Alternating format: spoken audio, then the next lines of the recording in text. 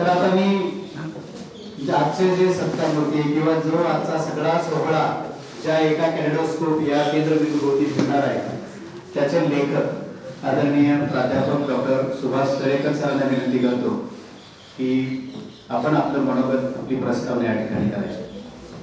सर्वांना नमस्कार. डॉक्टर सुरगाडे सरांना त्यांची घाई असल्यामुळं मी सुद्धा थोडासा प्रोटोकॉलमध्ये सीमोल्लंघन केलेलं आहे. असं मानलं जातं की जेव्हा वडील आणि मुलगा यांचे विचार जुळतात तेव्हा तिथं स्वर्ग तयार होतो. जेव्हा पती पत्नीच्या विचारांची सम जुळते तिथं नंदनवन फुलच.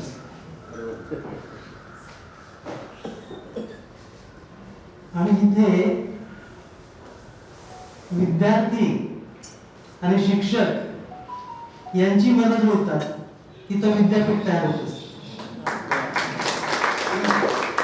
तर याच्यासाठी मी पण थोडं वेळ थांबायला सांगितलं. दुर्गाडेजी आमचे विद्यार्थी आहेत. दुर्गाडे सर सध्या ज्या ठिकाणी काम करतायत त्याच महाविद्यालयामध्ये त्यांनी डॉक्टर नमन जोशी यांच्या हाताखाली काम केलेलं आहे आणि विद्यार्थी म्हणूनच ते शिकवत होते आणि शिकत. डॉक्टर संदीप सांगळे यांचा आपण सत्कार केला. ते आमचे विद्यार्थी आहेत.